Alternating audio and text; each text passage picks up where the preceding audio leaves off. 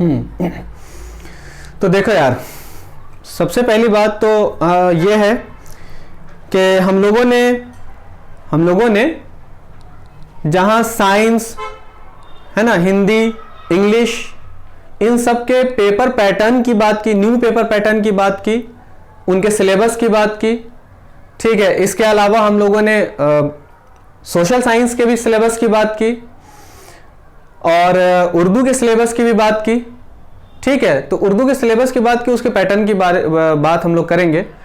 लेकिन आज हम लोग बात करेंगे सोशल साइंस के नए पैटर्न की।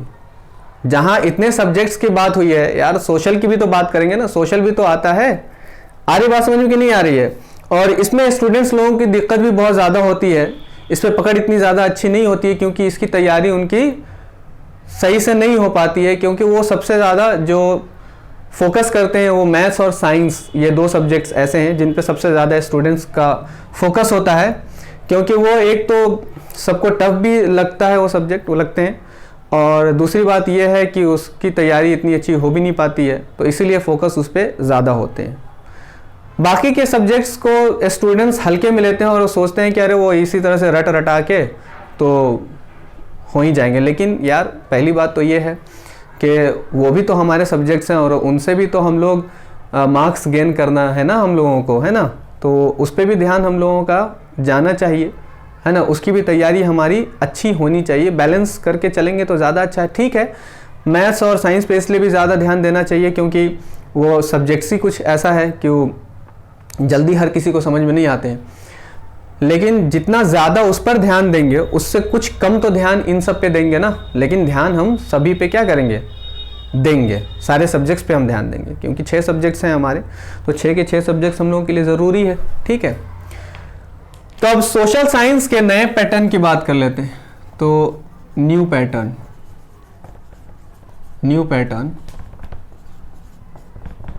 सोशल साइंस, जिसको सामाजिक विज्ञान कहते हैं, 2022 to 23।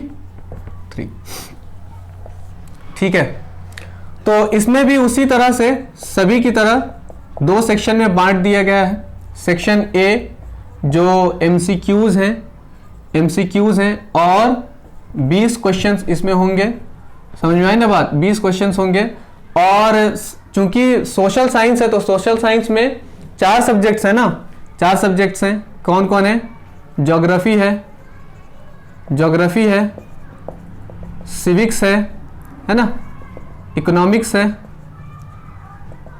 है और हिस्ट्री है। ये 4 सब्जेक्ट्स हैं और इन चारों से MCQs आएंगे। अब किससे कितना आएगा, कौन कितना मार्क्स गेन करेंगे इसमें, या डिस्ट्रीब्यूशन जो होंगे मार्क्स के, वो हम लोग नेक्स्ट एपिसोड में बात करेंगे।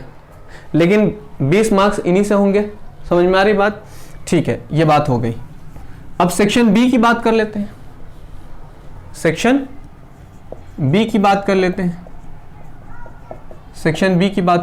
सेक्शन बी में अगर सेक्शन बी की बात करोगे, है ना, सेक्शन बी की बात करोगे तो इसमें 3 तरह के क्वेश्चन होंगे तुम्हारे।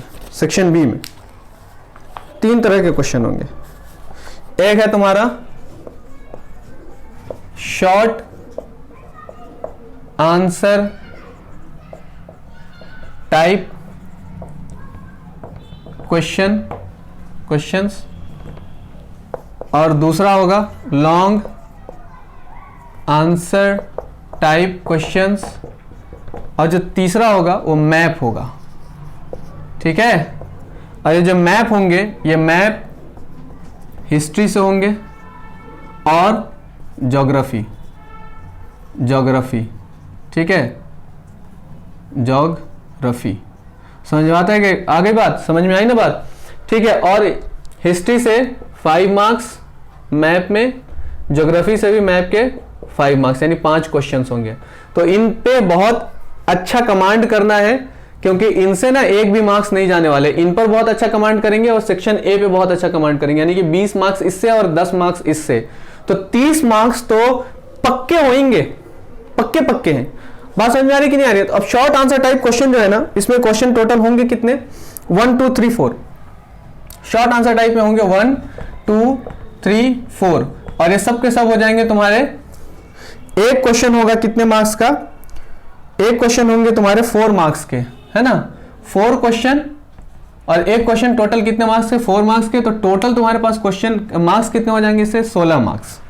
लॉन्ग आंसर टाइप क्वेश्चन में तुम्हारे टोटल क्वेश्चन होंगे 1 2 3 4, 4 क्वेश्चन इसमें भी होंगे, है ना, 4 क्वेश्चन इसमें भी होंगे, 5 6 7 8, 4 क्वेश्चन इसमें भी होंगे, ठीक है। और ये एक क्वेश्चन 4 मार्क्स, 4 क्वेश्चन होंगे और एक क्वेश्चन 6 मार्क्स के होंगे, तो 6 चौके 24, 24 और 16 कितने हो गए टोटल, ये 40 मार्क्स हो गए, ये 40 मार्क्स, ये 10 मार्क्स 50 और ये 20 मार्क्स 70, तो 40 मार्क्स की एक स्ट्रेटेजी अपनी होगी, अलग होगी, लेकिन ये जो 20 और ये 10 मार्क्स है ना, इसकी स्ट्रेटेजी अलग होगी। नहीं, दो स्ट्रेटेजी में इनके जो सोशल साइंस का पेपर है उसकी दो स्ट्रेटेजी में हम लोग इसकी तैयारी करेंगे, ठीक है। ये 40 मार्क्स के लिए अलग तैयारी करेंगे और ये 10 और ये 20 मार्क्स की तैयारी अलग करेंगे, ठीक है। इस तरह से जब हम लोग सोशल साइंस की तैयारी करेंगे तो हमारे लिए